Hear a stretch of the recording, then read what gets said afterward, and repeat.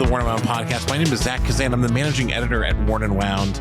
I am joined this week in the office, the rare, completely in-person podcast recording by three people who have never been on a podcast together. This is an unusual group. I've got Devin Pennypacker, returning champion. Devin, how's it going? Egg-eating champion. Egg-eating the Worn and Wound party. We'll get to that.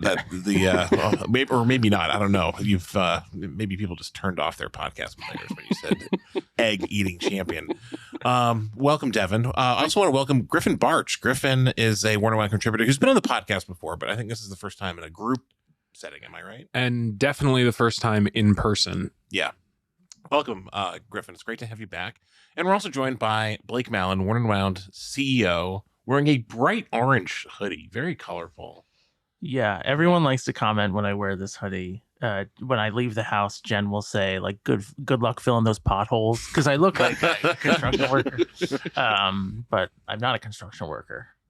No, you're not. Yeah. No, you just construct Worn and Wound. Yeah. And as I like to say when I join the podcast preemptively, you're welcome. I'm here to save the podcast once again. Yeah, no, it needs saving early in the year. I'm here to take it down. Yeah.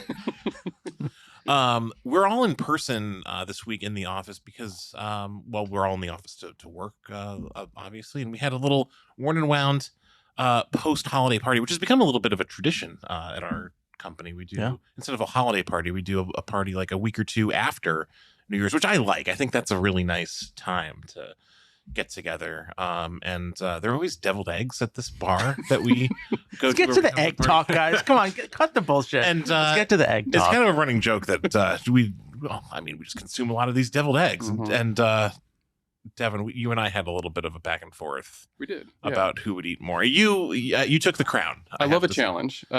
So in full context, at 4 different times before the holiday party, 4 different people came up to me and said, "Hey, do you know that there are eggs at this party?"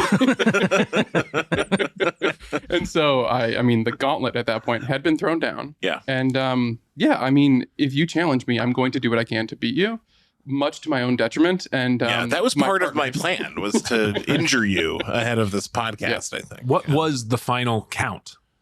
I had 8 total eggs. Wait, full eggs or full half eggs? Full eggs. So Stop. 16 half deviled eggs. Oh No. That's how we were counting. Wait. Oh my god, Yeah. that's insane. Wait, really? Yeah. Well, so what had happened?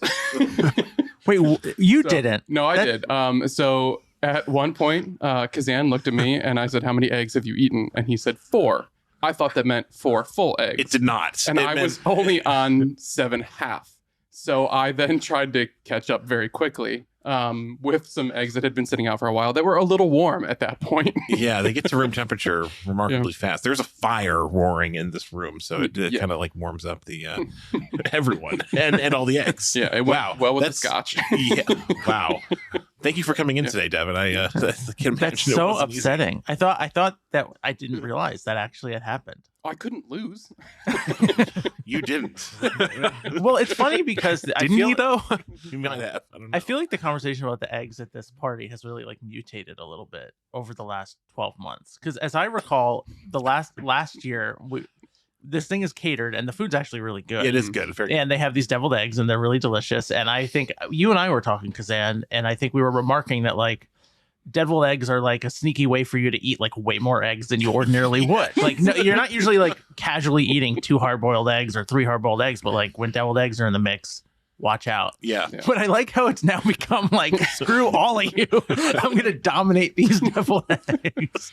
It's great. I'm pleased. I think next year we just ask for all deviled eggs, like oops, all eggs. It's just like, Yeah, well, we can't do that though, because I was also challenged to an oyster eating contest, okay. which I did lose, thankfully.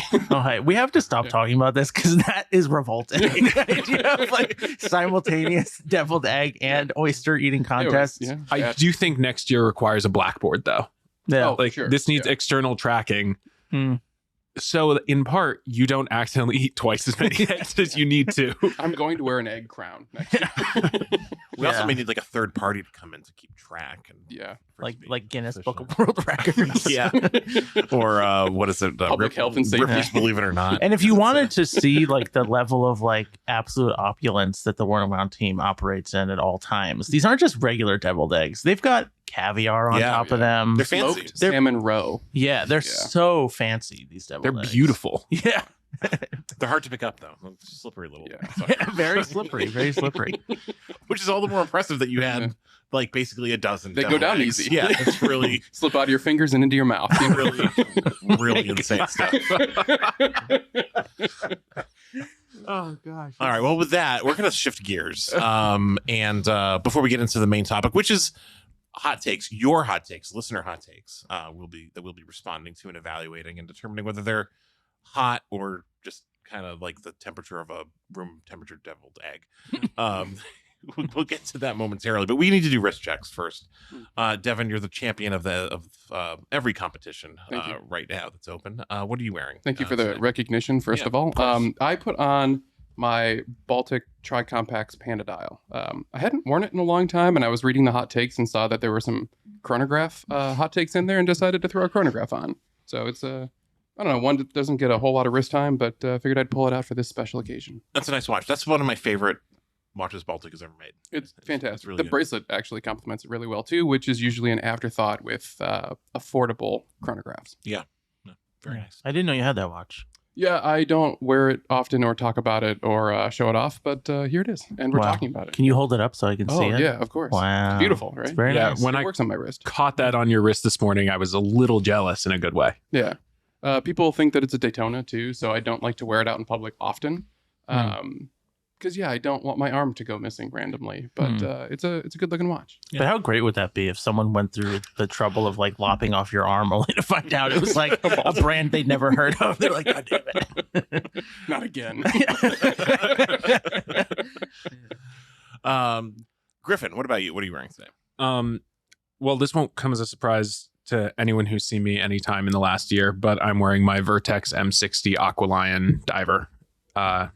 It's just I'm traveling. I'm in New York this week, and it's the watch that just kind of goes with me everywhere. It is such a staple watch for me now that it's just hard to leave the house without it. Yeah, it's really good. The bezel action on that watch is like The Yeah, bezel action insanely is crisp. It's great. incredible. The loom is insane. give him a click. Yeah. There it is. You're welcome, audience.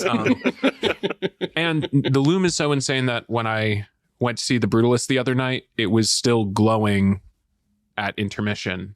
Recharged at intermission, it was still glowing at the end. there you go. Love a story of that long lasting loom. Yeah. It just glows for. I mean, people say it was it was glowing when I woke up the next morning.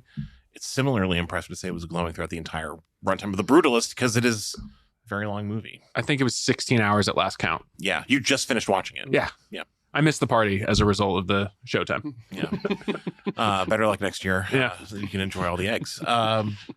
Blake, what are you wearing today? It's funny, you guys, based on the conversation, I'm wearing an egg on my wrist, actually. It's an egg timer. Yeah. No, I'm wearing my Omega Speedmaster with the white enamel dial, white Speedmaster. Love this watch. It's great. Gets a lot of wrist time. It was, I don't think it was one of the watches. I took like a 3-week break. I don't go on vacation, as you guys, I think, know. But then if I can at the end of the year, I take like a prolonged break to just sit at home and do nothing. And I think for whatever reason, I didn't bring this watch home with me. And I do my best to not come back into the office. So it's been a little while, but back on the wrist. Yeah. Really good watch. My favorite Speedmaster. And Yeah. sneakily one of the best releases of last year, period. Mm-hmm. Well, that's a hot take. We haven't gotten to hot takes yet. I don't think that's a very hot take. I think a lot of people like the white Speedmaster. Quick question about Speedmaster, like iteration. So I don't go to the watch shows anymore, but I remember going to Basel World and always being kind of like blown away and like kind of disappointed by how many Speedmaster iterations they would come out with. But they were always at the larger size, like Dark Side of the Moon, Light Side of the Moon, this, Mhm. that, whatever. And so like I think they generally get dismissed, those watches. I mean, you see them out and about on people's wrists, but like I don't think enthusiasts really think too much about them. Do you think that they would get more like credibility and honestly just like love if they were in the traditional case? I mean, I think certainly like hardcore enthusiasts would like the larger ceramic ones more if they were like a traditional Moonwatch Mm-hmm. size. Yeah, I mean, I think in general, like collectors enthusiasts want like a smaller kind of like mid-sized watch as opposed to like a big oversized watch. That said, whenever I've tried on like the ceramic Speedmasters, I've always thought they've worn pretty well because they're lighter than the Mhm. steel ones, so that makes a difference. And also, I think they're kind of meant to be sort of like imposing and big, and Yeah. because of the colors that they use, and they kind of work at that size, even Yeah. if they're not like fawned over by the enthusiasts. But I think there are some enthusiasts who really like them too, like people who are more interested in like materials and whatnot. I'm a big fan of them. The Gray Side of the Moon, in particular, is a killer watch. Yeah, the Mhm. gray ones are Completely cool. stand out in their catalog. Yeah. Yeah, I like the white one too. The white one is like a really cool Blue summer Side. watch. Blue Side of the Moon is stunning. And now we're just Yeah. naming all of Yeah. them. So, But I will say with those though, so like with the Omega, the regular Speedmasters, you have those downward twisted lugs that have the polished facet on the top. It makes it look smaller on your wrist. mhm. The Dark Side of the Moon just looks a little bit square because it's all black. So Yeah. you lose a little Yeah. bit of that kind of diminishing effect that happens on the lugs. Yeah. So they look big and they do wear a little big, but they are lightweight. So Yeah. it's a weird balance. Because this watch, it's not small. I mean, No. like, what is it on paper? They listed at 42. 42, Like, yeah. that's a pretty enormous compared to like the other watches that I have in my. Yeah, and it's big collection. for like a watch that is based on like a vintage watch too. Like that, Yeah. Speedmaster's kind of always been like Yeah. bigger than normal. So. Yeah. Cool. I'm wearing an Arcanaut. They call this the Tiger Shark. This is a new pickup that I got at the. It arrived at the end of, very end of last year. Limited edition, part of their experimental line. It has a, I believe it's a titanium zirconium case, like folded metal case, and silver dial. It's really cool. I'll post a photo of it and put it in the show notes. But I'm a big Arcanaut fan, and was really glad to be able to pick one of these up. So I'm enjoying wearing it. Super cool. Yeah, thanks. I like it too. And it has a cool little thing on the back that's like Yeah. loomed, like a little like drawing up a tiger shark. Do you call that an animation? Some brands do. I think it's just well, it's not animated. It's just Right. I think they call it a well, I don't know what they call it. I don't want to misspeak, but it's Arcanaut has like designated it as something. Okay. But yeah, it's cool. It's got a lot of loom built into it. It's fun. Yeah, super cool piece. All right, so we're doing we're doing another hot takes episode today. Devin and I recorded a hot takes episode where we disclosed some of our hottest takes, and Yeah. it was a fun episode, I think. It was and spicy. yeah, we had some good feedback on it, and we decided we'd open it up to the larger listening audience of the Worn and Wound podcast, and we asked for your hot takes on Worn and Wound Plus and Instagram. So Devin's got the list of takes that were submitted, and we're just going to kind of go through some of the best ones and respond to them, and kind of decide whether they're legit or not, or just kind of give our takes on your takes. I guess takes on takes on takes. Take Inception. Here we go. So hopefully this works. It's If not, let us know. I think it's a cool idea. We'll see how it goes. Devin, why don't you start us off? Give us the the first take that you see there that strikes your interest. Yeah, let's do it. Let's do one from Scott in our Slack Plus community saying that there is no such thing as an overpriced watch, only watches that you want or don't want. Ooh. I'm gonna just go ahead and say that I disagree. Well, I don't know. Yeah, I think I disagree with that. I mean, they're definitely overpriced watches. Yeah. There are a lot of watches that I really want, and I'm just like, I like it. Like, I can't do that. Like, that's too much money. I think I see what he's getting at there, that like if you really want a watch, you'll pay whatever inflated price or seemingly inflated price the watch is like the whatever the asking price for that watch is. Yeah, I do think there are some watches that are just like objectively like too expensive, but I'm not one of these people that's like always like saying I'm not. I think watches in general should be brands should price watches however they want, however they think, based on what they can get for them. It's a business and they have a right to make money. So I think that's sort of something I always keep coming back to. I do think you do see on the secondary market a lot of watches that wind up selling for well under retail, and that does tend to be a bit of an indicator of where people think a watch should be priced. And so in that respect, like if something is selling for $12,000 and selling on the secondhand market for $8,000, there's an argument to be made that it is overpriced and that it would probably be better for the brand for them to find a way to shave a few grand off the price. Yeah. But they're never going to do that. No, they sold the first one, so Yeah. they don't need to shave that $4,000 off. And if Exactly. you, look at it, you rented that watch for $4,000, so it's Yeah. it's I don't know, a weird lease. There are overpriced watches. We know that there are. When watches are released, we look at them and the top comment is that's too expensive. That's crazy for that price. It's got a Sellita. It shouldn't be $2,000, whatever the comment might be. So yeah, I think that is like that culture I don't like. I Mhm. think that Yeah. like you've got to hold the watch in your hand or put it You on do. your wrist to like really understand if it's like it's more than just the specs or like a render that you see on Instagram. So Have there ever been watches though that you've bought and you put it on and you went, I think I paid too much for this? Because I've had a few of those, and it's a big disappointment. yeah, no, I definitely have. I've also had the reverse. I've had watches where Yeah. I've paid whatever amount and thought, well, this is a lot of watch for the money, and Right. it's like an insanely good value. So I think it like kind of works both ways. Yeah. Yeah. One brand that let's crank up the spice here a little bit, fellas. Yeah.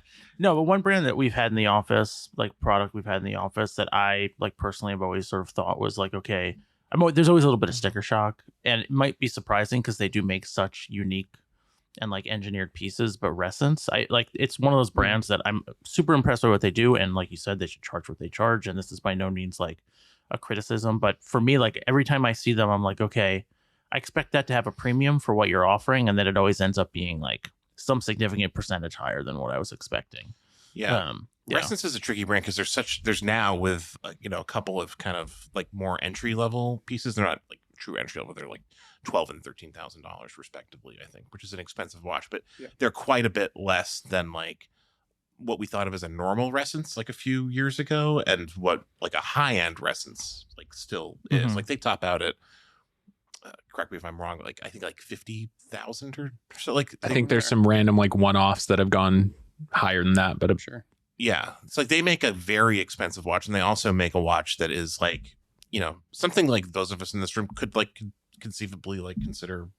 It's like it's in our general wheelhouse maybe if we like consolidated or sold a bunch of pieces. And my experience with Resonance is that like the higher end ones feel more like high end Mhm. watches. They're just like they have notably better kind of like ergonomics and fit and finish. And but yeah, that's it must have cost so much money to develop that technology. Yeah.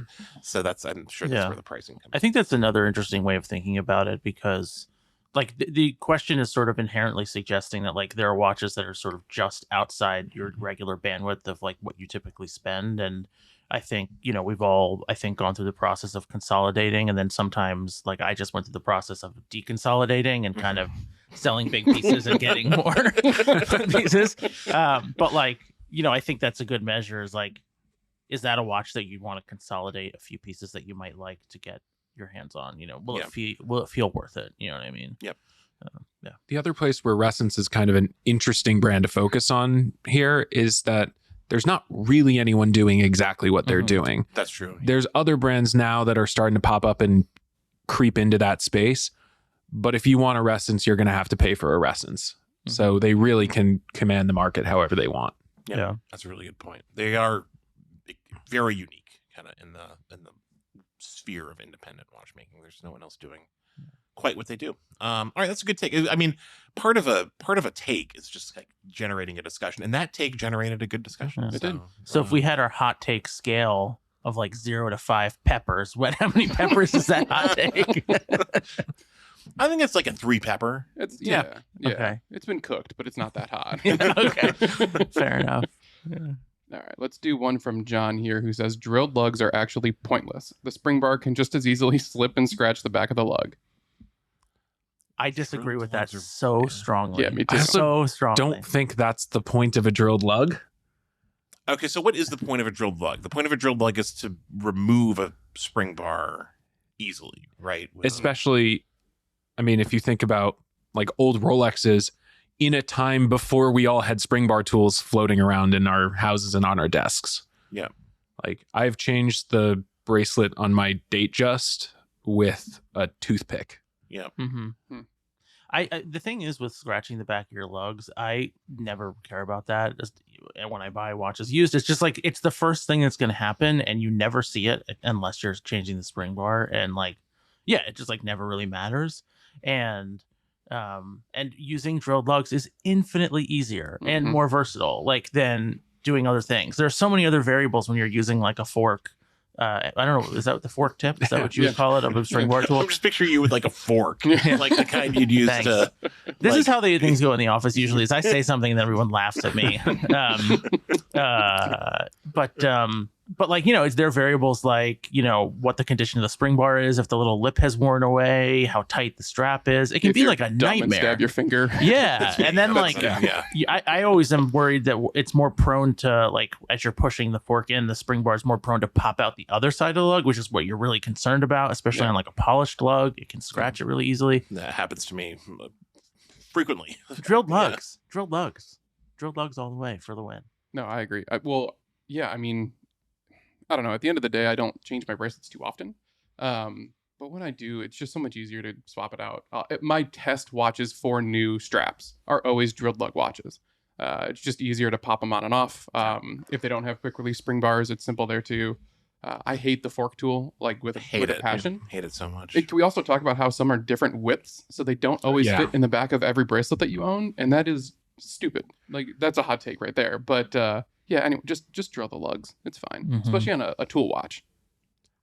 I agree. I mean, I like drilled lugs. Anything I saw on our hot take episode, Devin, one of mine was all straps should have quick release spring bars Yeah. because I hate the tool. I don't like using the tool. I feel like in this day and age we should be beyond that primitive, ridiculous tool and anything to minimize the number of times I have to grab that thing. Except for the tool that we sell in the White Up Watch Shop, the Which is White an Up Watch Shop excellent- tool. It's It's a really fantastic. wonderful Yeah, It tool. comes with It's really flathead great. screwdriver tips as Yeah. well. It's so good. Very Ugh, nice. it's like a Yeah. dream to use that I tool. travel with two all the time. It's yeah, awesome. it's great. I have 6. You can eat a deviled egg with it. It's, You can, yeah. you know, stab it. And, yeah.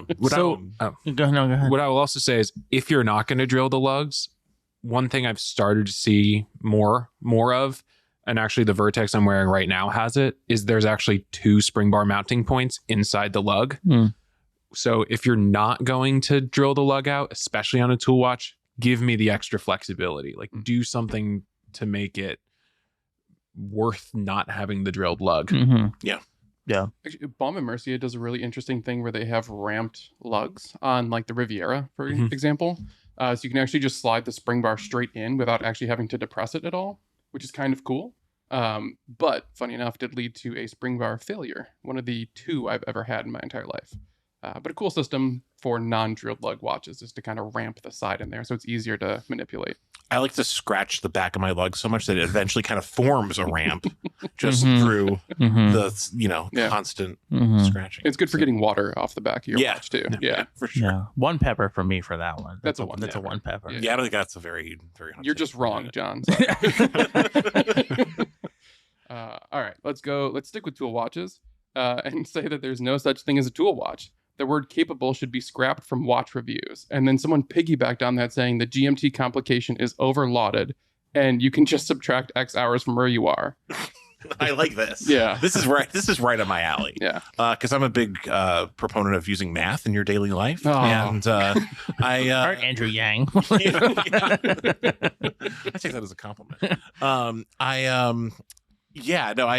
I've so something I've said, on the podcast and I've written about is the local jumping hour hand just by itself without a GMT complication attached to it is like the best travel complication, because how often do you really need to like check your watch to see the time in another time zone? I think we all kind of just, we can add or subtract, 3 hours or 5 hours or 6 hours, unless you're like truly in a different part of the world, all of the time, like week to week.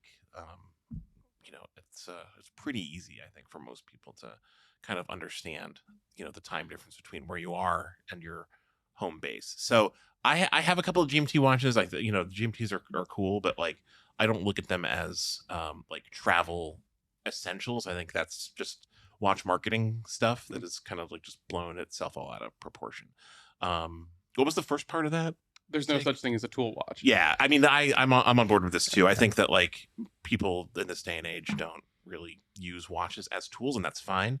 Watches are, accessories. They're aesthetic objects, for most people, and a tool watch can be a tool watch. I'm doing scare quotes. Can be like a beautiful object and a really nice thing, and fun to wear. But let's stop pretending that we're using them for like, the like insane tasks that they're like over engineered for all the time, because we're just not. That's fair. Yeah. I will fight back on the GMT complication. I like it. I actually prefer an office GMT because that's where I will use them. For a long period of time, I was working with an editor over in Spain, and that was awesome to just look at my watch and know if he was still on the clock or not. That was very helpful. I will say though, you were probably doing this in Cleveland, and I don't know what Yeah. time zone that's in. the same one we're in right now. Really? Yeah. Are you sure? 100%. Yeah. Okay, I don't know if I fully believe you, but all right, fine. Yeah, it was great. And then my brother is out in San Diego, just had a baby, so I'm a recent uncle. And, you have to make sure that you can get those FaceTime calls. You have to be ready for them. You have to know what time it is there. There are a lot of times where I will call him at 6 o'clock, and it is 3 o'clock for him, and he is still at work, and I don't get that call picked up. So it's just nice to look down and make sure that like I'm calling at a reasonable time, and I'm not the jerk who's, interrupting his lunch break. I would also say I think the biggest advantage of GMT watches to me isn't necessarily in travel function, Mhm. but it's a really nice aspirational function to kind of remind you to think about other things, not just focus on where you are. Not to say that you shouldn't be paying attention to where you are, but it's nice to look down and watch, and maybe it's still set. The second hand is still set to a time zone you were in on vacation a few months ago, and that's a fun reminder. Yeah, I mean, I always sort of have a similar thought in regard to GMTs, but also tool watches at large. Like, I think that I remember when, maybe 5-6 years ago, I can't remember exactly, but like before there were all these like affordable GMTs, there was a real longing for that. Like, it was a very common conversation of like, when's the affordable GMT movement going to come out? I think because of, we talk about it a lot here that like watches are sort of like inspirational to get you sort of like doing things that you might not otherwise. Like a dive watch kind of inspires you to, learn how to dive or go on a trip and, all these kinds of things. Or at the very least, it's like cosplay for you to imagine being someone more interesting than you are. And I think that like GMTs are like a very approachable, like sort of daydream. It's like, yeah, like I want to buy a GMT so I can imagine myself, to your point, like being this traveler who's going different places and needs to know different times. And I think, to sort of counter what you were saying, Zach, about like tool watches not needing to exist, I think that like, yes, I agree, like they don't get used, but also if all watches were just sort of like this gray area of like design and function, there would never be like, yeah, that dive watch that makes you want to go learn how to dive, or like that racing chronograph that makes you want to like go watch, I don't know, whatever the case may be. I think I think that's the value of a tool watch, is like it kind of gets you excited to go live a life that maybe you're not living right now. Well, it might push you to engage with it more too. Like, Mhm. for instance, I wear dive watches while cooking. I know people are going to laugh at that and say, no, you don't, but I absolutely do. I time food prep and stuff like that on a dive bezel. I time TSA with a chronograph. It always, lasts longer than half the chronographs I use. But it's a fun way to engage with your watches when you might not otherwise do so. You can look down and appreciate it. You look down at your dress watch and that's great, but you're not getting that tactile action by just looking at it. You have to kind of get your hands on it. And that's an easy way to fall in love with a piece that you are wearing every single day. Mm-hmm. Going back a step to the first part of the take, that there are no tool watches, I think that's also ignoring, and it's maybe not the watches we like to talk about and focus on, but an Apple Watch is a tool watch. Mhm. A Garmin is a tool watch. They're not fun, but when I go for a hike, I put my Apple Watch on and it tells me where I'm going and tells me all the information I need and like tracks my workout. And that is a tool and loosely a watch. Is your iPhone a tool watch? It's a tool. It's a clock. tool. It does all the same things. It is actually, my iPhone is my primary GMT watch because I have the clock face on my home screen with 4 different time zones showing for where different family members are in the world. You're anti-Apple Watch, Zach? I'm not anti Apple Watch. I've owned an Apple Watch. I think it's obviously a very useful tool. I agree, Griffin. It's definitely a tool watch. But I don't like having like an electronic device like that notifying me of Yeah. things all the time. And I know you can like set it up so it doesn't do that. But I feel like that's not really the point. Like it's sort of is designed to be notifying you of things all the time. I tried it. It wasn't for me. So I no longer use one. For now, we'll get you back on. I think that like I would definitely like own and wear like a wearable, of some kind, just like not a watch. Like if they made like a bracelet or something that had like all the functionality of the Apple Watch that like looked nice. That was you're searching for something. No. There is like, something really cool that you should look up. It's oh man. There's a clasp that is a smartwatch, so you can put it on your bracelet and it turns your watch into a smartwatch without actually changing the watch head at all. It's really, really cool. But it's a collaboration with Sony and a Japanese tech company, and you can only get it in Japan. Didn't Frederic Constant do something like that a few years ago? They've done some Connect features and stuff Yeah. like that too. This one was a little bit more robust, where it does like heart rate and like phone notifications and whatnot. Yeah. But I feel like your it's clothes cool. should just have like the technology to we're getting there. sort of yeah. We should do like New Year's resolutions for watches, and yours should be a wearable at some point. We'll get a field report from you. Maybe, yeah. Yeah. I'm not opposed to the idea. Be cool. Listen, I'm open-minded. I'm open to anything except for the idea that like A tool watch a is tool, cool. yeah.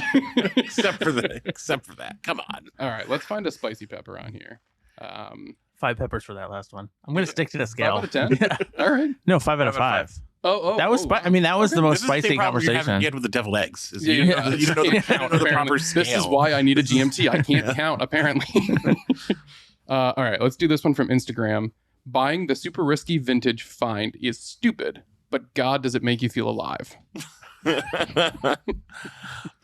Yeah, vintage scares me. Like I've been around this like world now for a while, and I'm still scared of vintage, and I don't see my fear ever subsiding. It just feels like it gets riskier and more treacherous by the day. There's just more and more things you have to worry about. So it's kind of why I've like lost interest in vintage in a lot of contexts. And yeah, I kind of agree with that. It does make you feel like buying any expensive watch, anything of value, like does kind of put a charge through you in a way that like I wish it didn't.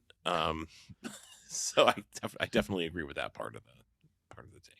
Yeah, I mean, I think they're cool, but I think the hunt and the education is really where the buzz comes for me, and not the buy now button, Mhm. which is great for my wallet. But yeah, I mean, there are better ways to feel alive than buying vintage watches. Like, don't do that to yourself. You're not going to be able to service it. If you do, it's going to cost more than the watch. Yeah, I mean, maybe avoid the risks unless you just want to like display it. If you're collecting certain pieces, awesome. If you want to take it apart and learn about it, that's even better. Just make sure you know how to put it back. But yeah, I mean, I don't know. Go look at a waterfall, or like go skydiving, or ride a motorcycle. I like how you went from waterfall to skydiving immediately. I feel the same when I No do in both of those between. things. I would say with vintage watches as well, I think to your point, the most exciting part is the hunt, is that research and learning. I have basically stopped buying vintage watches. I'm still really interested in them. I love reading about them. I love going to auction previews and like seeing that stuff. But the risk just for me isn't that fun, and I've been burned one too many times. How about you, Blake? What's your attitude towards vintage watches in 2025? I've owned vintage watches very infrequently, but I've just like they don't do it for me. I think I just get I'm nervous about, like, kind of to your point, like I'm very nervous about them. I'm nervous about getting something that has like a shady service history and having to fix it, but also just like worried about damaging it all the time. Mhm. And I'm also like kind of basic in the sense that like I like the feel of a modern watch. I like that it feels more robust. I like that.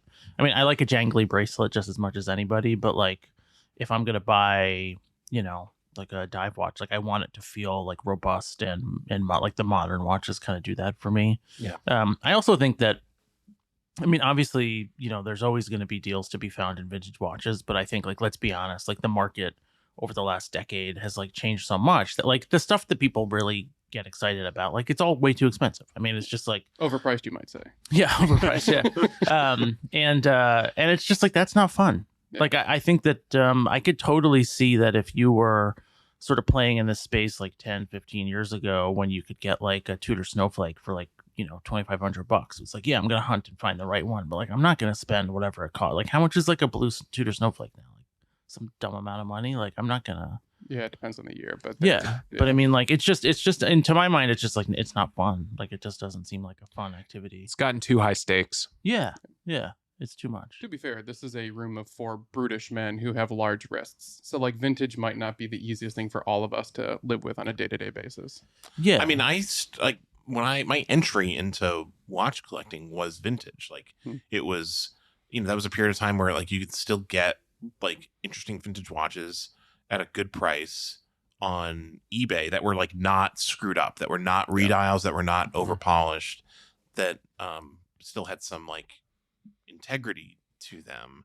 And like those days are like so far gone now. Like not only are the watches like much more expensive, but they're all just like jacked up. Like I look at watches on eBay and I just think like, man, these are just like all redials. These are all over polished, or they're recut cases and not disclosed as such. And like people are just getting ripped off. And that is that's scary to me. And it's like not just eBay, it's like known reputable dealers, unfortunately, too. So not great.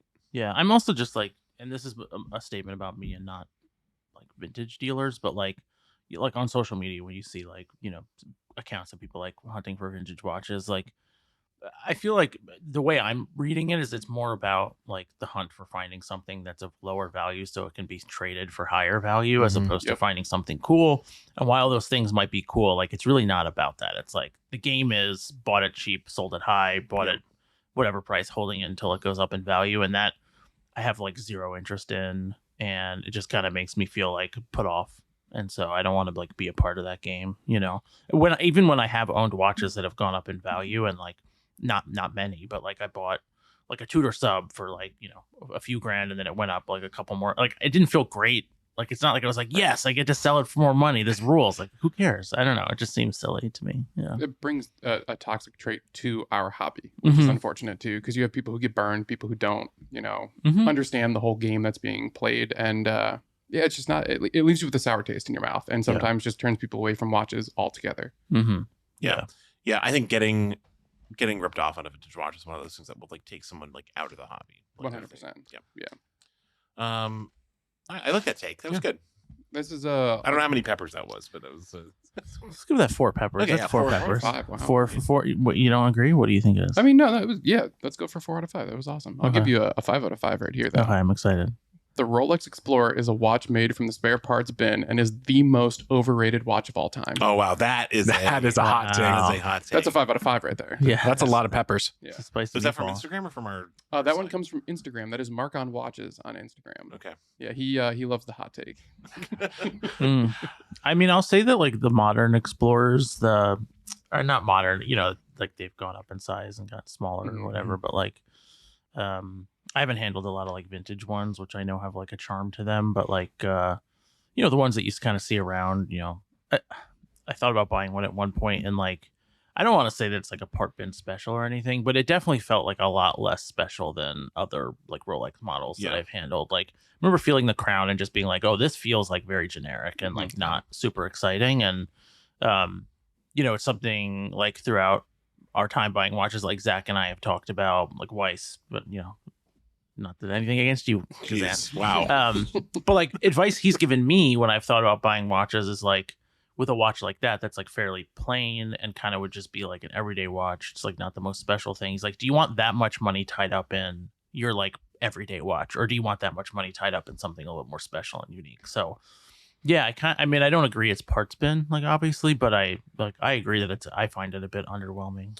Yeah. I think all Rolex sports watches are like pretty dull, just like kind of inherently, and that's like sort of by design, because they're meant to be sort of like everyday everyday watches that are they're somewhat timeless, and will not really, they'll look the same now as they will like a decade from now, 20 years from now, down the line. So they can't really be like too risky like design wise, and the Explorer is sort of like the most clear example of that. It's kind of like the most normal out of like a group of like very normal kind of watches. So it's not a watch that's ever really appealed to me. Again, I don't know. I wouldn't call it part spin. That implies it's like poorly made. Well, nothing Or- Rolex does is part spin. You line up the 36 millimeter Explorer with a 36 millimeter Datejust and an OP. There's no parts on that are the same. Like even the cases are subtly different. The proportions are subtly different. So part spin is a little bit of a harsh statement, Yeah. even if it's a relatively generic looking Rolex. I think honestly that might be kind of a callback more to its history than Yeah. its modern kind of iteration, I guess. Because if you look back in its history, there is kind of a weird case to be made that like it was an experimental watch for them in a weird way, even though it's not, pushing any boundaries. Which I think kind of, I don't know, adds to the romance of the piece in a Yeah. weird way, because it doesn't make a whole lot of sense when you look at the catalog. It doesn't make sense that it lasted as long as it did. Maybe the hype around it is a little bit overhyped at this point because it has become just like the watch that you can say is on your wish list, and everyone's like, oh cool, you're a watch guy now. But overall, like we're complaining that Rolex is kind of too good at making solid watches, and we're bored that all of their watches are just well executed and maybe not the craziest. But if they did something crazy, we would look at them and be like, what are you doing? You're ruining what you do best. So yeah, I don't think it's part spin. I think that everything that they do is intentional, but very calculated, and hyped properly, maybe. I mean, there is a charm to an old Explorer Mhm. that is distinct from like an old Oyster Perpetual. Yeah. They have a very different character, and I think that actually maybe has flipped in recent years. Like the current Oyster Perpetual actually feels like a better successor to like a 1016 than the current Explorer does. Totally tangent, but just because you brought up the OP and the fact you mentioned that Rolex doesn't do anything too crazy, how do you feel like the Celebration dial, like that year they came out with all those crazy OPs? I guess the like puzzle one was a Datejust, was it? It wasn't. Puzzle one was a day date. Yeah. it was Day a date, date, yeah. But like I remember when the Celebration one came out, I loved that. I think it's Yeah. like super cool, and I've seen it in person. I think it's really charming. Yeah. Do you feel like it's sort of had staying power? Do you still? I mean, it's like it's apparently very, very difficult to get and Mhm. sells at a premium. So they're definitely in demand. Like people want them. I think they're cool. I'm not a Rolex fan, as anyone who just listened to what I said a couple of minutes ago will know. But I like I think it's interesting when they do something that's like outside the box, and like Yeah. Celebration dial, the Jigsaw day date, those things are like very outside the norm Yeah. for Rolex, and that was like those two releases were part of like a very crazy Watches and Wonders season for them, and it was like genuinely kind of exciting, sort of like being at Watches and Wonders that year. Like everyone was kind of like buzzing about like genuinely interesting Rolexes, and not just like a new GMT with like a different color combination, Yeah. bezel, Precious like, metals or- yeah. yeah. So it's I think the Celebration dial is a cool thing. I think it was also the first example of something that Rolex seems to be starting to do more of, which is getting a little bit more self-referential. Like we see that really explicitly in the Le Mans Daytonas that have come out the last 2 years, where it's like we're actually putting an exotic dial, sub-dial on a modern Daytona. But the fact that they released the colored OPs in 2020 in the first place, and then like 2 or 3 years later, we're going to now make another statement about those watches is really interesting. Yeah. And speaks to how Rolex has been evolving in the last decade. Yeah. Yeah. Maybe we should give them a little bit more credit than we were giving them earlier in this conversation. I feel like we give them a proper amount of credit, an appropriate amount. Right, Scrooge. Yeah. Jeez. Was that 5 out of 5 peppers? Was that a 5? I mean, saying that, yeah, It's certainly a saying that bold Explorer take. is a Yeah. part spin special is a 5 out of 5 take. I don't agree that it's a part spin special, but We toned it down. I think the sentiment is a hot It's take. a lot. It's for a lot of sure. Scovilles. That's a lot of Scoville. Yeah, it's like ghost pepper. Yeah, jeez. All right, I'm going to bring up this next one here. This is from our Slack Plus community, and it's one that actually sparked an argument between me and Zach Weiss. Oh wow, jeez. Yeah, so this is a great time to bring this up that he's not here. Hmm. 24-hour subdials are useless. Hmm. Useless. I mean, they're not useless. Like no, they no, no, have. no, this is useless right here. It says it on my computer. That must be true. I don't think they're useless. I don't particularly, need one or want one on my watch, but like they're not useless. Like they track it. They track 24 hours a time.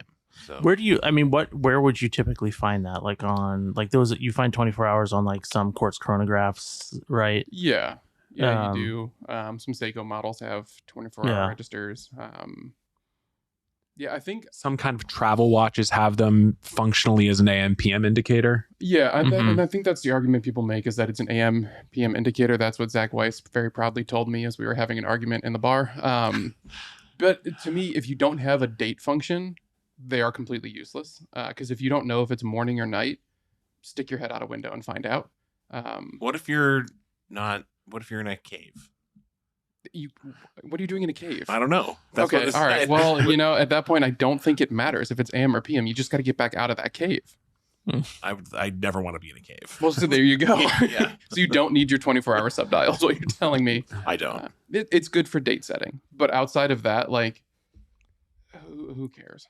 I would say there is no function that you can put on a watch that is inherently useful or useless. It depends on how it's executed and why it's there in that case. I have a counter to that. The erotic watches. Those I are love those. those Those are the are dumbest. fantastic. Those are Are you so kidding me? Oh, no, those are stupid. fun. Yeah, absolutely. You're lying. No. I've The Ulysse Nardin ones are great. if you guys are being serious, I genuinely have lost respect. Are you for all of talking about the erotic watches with like the with the it's like the Ulysse Nardins? Or those are just like painted dials with like erotic imagery? Are you No, talking the about, Ulysse like, No, Nardins no. are They're animatronic. functional. Okay, oh well, Yeah. they do have the animatronic ones too. But they also they have a series I'm thinking of. I'll put a link to it. I think I wrote about them. Where Yeah, it's just the like artistic paintings. Yeah. Oh yeah. Very okay. Italian. Wait, did- inspired. did those- I support them both. Is my point. Did the Like, paint? Are those paintings? Are those ones that had like mermaids on them? Yes. Again, Yeah. the dumb, so dumb. I cannot believe you guys like those in any way. I'm not going out and buying them, but like it's an interesting kind of like artistic. Yeah. What? Support the Yeah. arts, Blake. Look, we're Why trying do to keep. you- why do you hate art? We try to keep this podcast like relatively like PG, but like I could go off on those things. Yeah, another time, another place. They're not for but- everyone. I don't know the name of the artist, but he's like a well-known, like famous Yeah. artist in certain circles, not my circles. I'm but- sorry you had to debase yourself and make like sexy fucking mermaids or whatever. Wow. What was But- this? What was the original? We're talking about 24-hour Subdial. subdials. Which, yeah, I guess depending on your lifestyle. Yeah, I don't think they ever serve a use. I don't know if I'm like too worked up about it, but I don't ever want a 24-hour subdial on my watch. I'm gonna we're gonna do erotic dials week at Mhm. Worn and Wounds at Heck some yeah. point. It is one of the few situations where I would use my position to veto. I would be like, no, no, we're not. So he mentioned he takes a long vacation at the end of the year. Yeah. Everyone stay tuned. Wow. We're gonna have to talk about that after this. Like, I'm ready to have the conversation. I'll keep the mic rolling. Don't worry. All right. Captain Insano. He actually sent us a ton of different questions here. First one here, though, is in-house movements are overrated. I don't think that's a hot take anymore. I I don't think think so. people have really come around to just thinking like if you're not going to do something really special, I think people are pretty okay with not having in-house movements now. Agreed. yeah. Yeah. I mean, I remember when It's one pepper. Yeah, one pep. Come on. So mild. I remember when, like, again, I don't remember how long ago it was, like maybe like 7 years ago when like the big ETA cut down like shortage happened, and not shortage, but like they chose not to sell watches to people. Yeah. Like there was a lot of like not a lot, but like some people were kind of suggesting that this will be good for the industry to sort of like weed out the like fakers who are just buying That's these what Etta office. said. Yeah. And like that I found like really obnoxious and like kind of offensive. So like, yeah, I agree. Like I think in-house matters less. Mhm. You know, obviously there's cool stuff people are doing, and I think like, yeah, I mean there's a lot of cool things people are doing, but yeah, it's like whatever, get lost. That's the single biggest barrier to entry for innovation in Mhm. watchmaking is the movement. Like if people, I guess, watch design, not watchmaking. But if you had to do an in-house movement in order to manufacture a watch, no micro brand would exist ever because they would all cost, $50,000, $100,000 because they're trying to machine parts in their basement. It just wouldn't Yeah. work. So you need big suppliers. And stock movements also allow interesting craft opportunities for independent. I always think about like my James Lamb watch, which is a watch with a silver case made by hand and like this beautiful, beautiful enamel dial. It's a really like crazy watch with like so much handwork, and it uses a simple hand wound Solita movement. And if that watch had been developed with like an in-house movement, or if James Lamb decided he wanted to put like a higher end, off the shelf movement in it, like it wouldn't be accessible to me. And so like I'm glad he chose to like Yeah. like devote like his the resources he has to like everything but the movement, because that's what's important in a watch like that.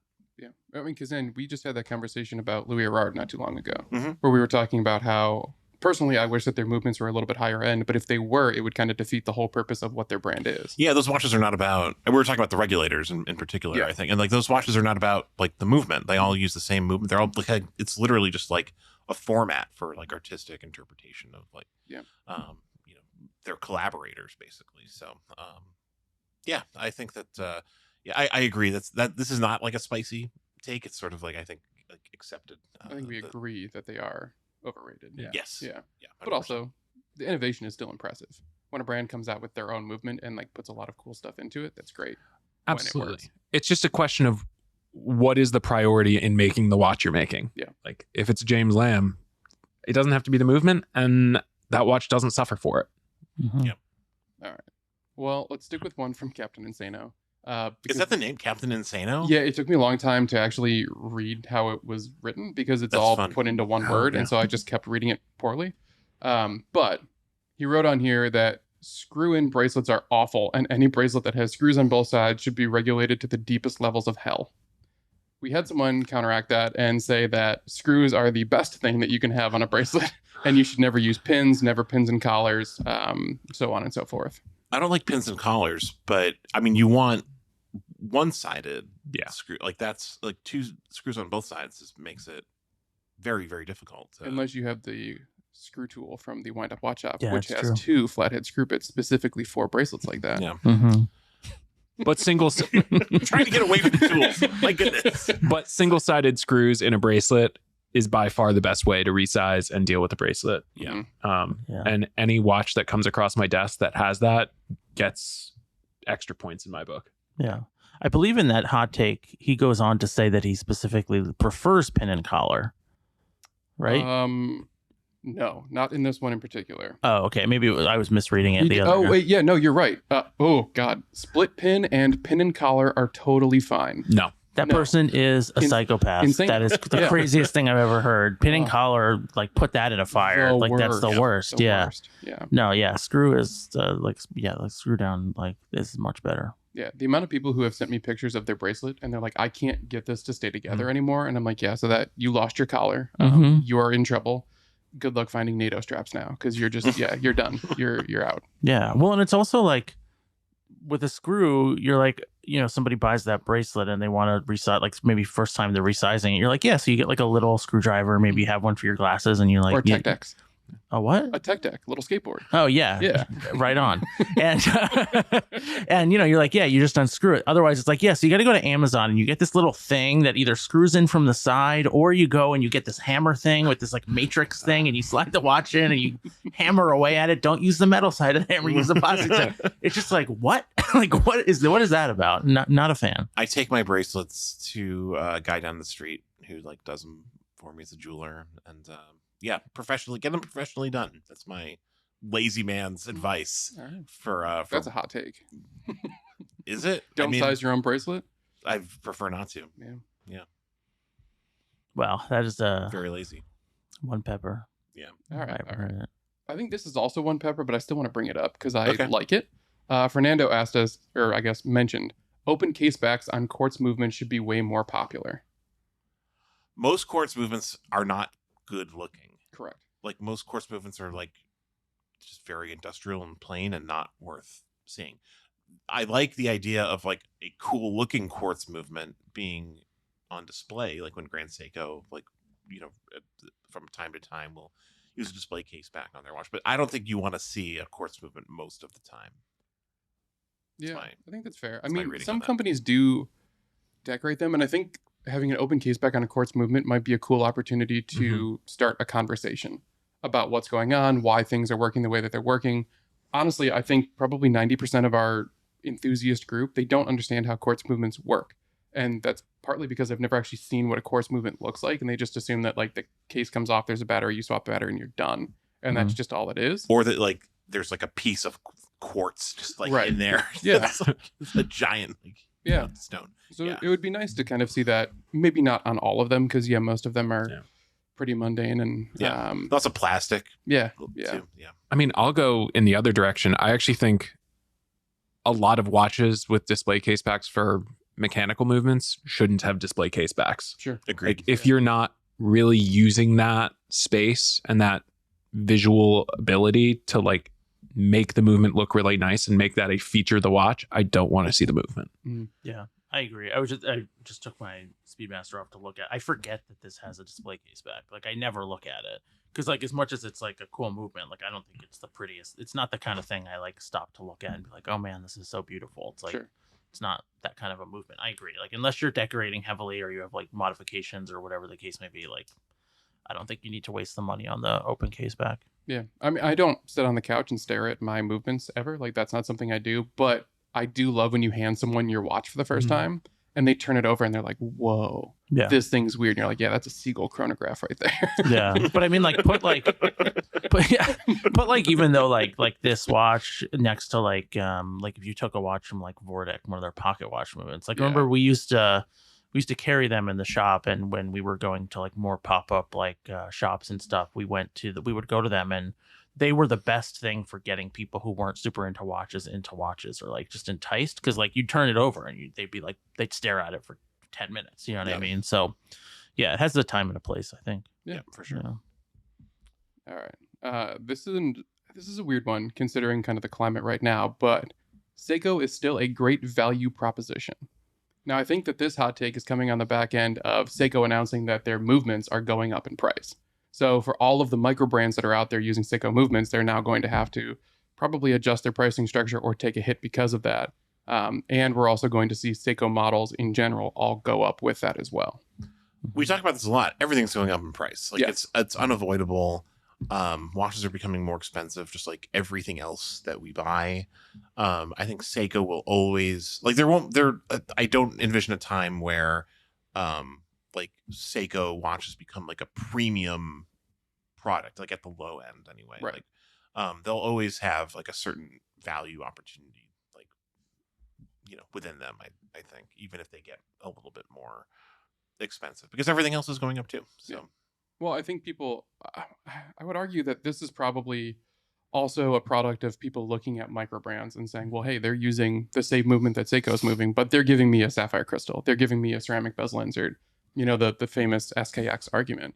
But on the flip side of that, we get watches from Seiko like the SSK 023, which is their Explorer 2-esque watch. We can call it esque. That watch for just over $300 is a crazy value. Yeah. It's a really great watch for the price. I still think that is like the value proposition for an attainable GMT that looks pretty good. And yeah, we saw that movement trickle out into the micro brand scene, and people still can't compete with Seiko because of the scale of operations. Right. So in a lot of categories, they still offer that value. It just might not be the same value that we're used to seeing. Griffin, you have thoughts on Seiko being a value proposition? Well, I think there's also this idea that, when I got into collecting 15 years ago, Seiko was the value proposition. And now there's just more out there. That doesn't mean that Seiko is any less of a value. Okay, I mean, on some levels it is. I bought my first SKX for $75 and it worked great. So like those days are gone. But just because they are not the same unique value proposition doesn't mean they're not still a very solid value proposition. Yeah, I agree. I agree with all of you. Cool. All right. All right. Two peppers. Mike J says that cheap straps on expensive watches are my jam. Cheap Interesting. straps, unexpensive. I mean, Yeah. I used to own an IWC Pilot's chronograph in Ceratanium, which is an expensive watch, and my favorite way to wear it was on a $20 Barton rubber strap. Gross. And I thought it looked great. It was by far like my favorite way to wear that watch. And it, obviously that watch comes with a an OEM IWC strap, a rubber strap, which is like very expensive if you buy it separately, which like I just did not like to wear. I thought it was uncomfortable and too thick, and had all sorts of little complaints with it. So I think finding the right strap to pair with your watch is a very like personal thing, and it doesn't always have to be like an expensive it doesn't have to be an expensive strap at all. I mean, I put just about everything on a NATO, so I mean, none of those, even the most expensive NATOs I bought, aren't that expensive. Are you shopping at the Omega OEM factory for NATOs? No, that is, I hate that. That is one NATO strap I absolutely hate. Yeah, I mean, I strongly agree and strongly disagree with this hot take, depending on where you got the cheap strap. Yeah. So, yeah, I agree. Putting like really expensive watches on NATOs is great. Like, whatever, do your thing. Or like more affordable rubber straps. But it drives me nuts when you get but like anything you're spending like more than a few $100s on, and it comes with like just a gross, cheap strap. It's just like you have to try harder than that. Like, there's amazing things that you can get that feel very high quality that are super cheap to buy. Like, when someone puts a crappy strap on a watch, it's like they didn't try at all. I'm always very surprised. Like, I will like just sort of like compulsively like order straps like just to try them out on like Amazon or wherever. Like, and I'm always surprised by like how good some of like the cheap straps are. Yeah. Right now, like I never expect them to be good, but a lot of times like they just they are. I'll counterpoint my original point a little bit by saying I do like and support like getting a really nice like custom made strap for like an expensive watch. Mhm. Like, I think that's a nice way to complement like a really good watch, especially if you like plan on owning the watch like for a long time or forever even. Imagine that. Yeah. Like investing in a watch that's like exactly the right measurement for your wrist, like, and like the color that you want and the stitch that you want and everything, I think is a nice thing to do. And there's a lot of really great strap makers out there who'll do that. Yeah. I also think it's really nice to put a fantastic expensive strap on a cheap watch. Yes. Yeah. Like putting like a deluxe leather strap, which is one of my favorites, on like some random thing that's just kind of floating through is one of my favorite things to do. I've got one for you. When I owned my Oars, I still own it. I don't know why I said owned, but I have the Oars Big Crown Pro Pilot 44 millimeter Day-Date Giant Boy. The strap that came on it is like that green textile, which has the seatbelt strap. I like that strap a lot, but it just didn't fit my wrist properly. Mhm. I ended up putting it on an IWC pilot strap, and that wearing experience was fantastic. And I paid a lot for that strap, about half of what I paid for the watch. And it like elevated the watch to a point where I actually wore it every single day. So that was like a big change for me. But I have also bought the $20 Amazon straps. CNS watch bands is like where I test out color combinations. So I'll like order a huge amount of NATO straps or cheap leather straps and put them on watches and see if I like a brown suede strap on my dress watch or if I hate it. And at that point, I haven't spent a ton of money on it. Yeah. They don't hold up as well, obviously, and that's kind of what you're paying for a lot of the times too, is build quality. But if you want to swap things out frequently, get the cheap strap. If you want that great wearing experience, look for an expensive one. Measurement is key. I mean, wear them how you want to wear them. Yeah, I will say the one thing I'll say about cheap straps is I think this has been my experience that you get a lot more mileage with like a cheap rubber strap or a cheap nylon strap. Excuse me, nylon strap. But I personally wouldn't skimp on a leather strap. Like, I wouldn't get a cheap leather strap. I think, honestly, from experience making leather straps and learning how they're made, like there's a lot of areas where you can skimp that result in like you sweat in it the first time and it melts the glue and it falls apart and it's just a total piece of junk. Like, I would avoid cheap leather. A bad leather strap is Yeah. truly awful. No. Like most factory leather straps. Pretty much any OEM leather strap almost immediately comes off a watch for me. Yeah. I think we got time for one or two more. All right. Let's hit two. I got one here for you talking about something we've brought up already on this podcast quite a bit. People need to stop saying for the price point. A watch is never a value buy. Quality of work is objective. The level of craftsmanship for smaller brands is such that cost analysis should not be part of your review.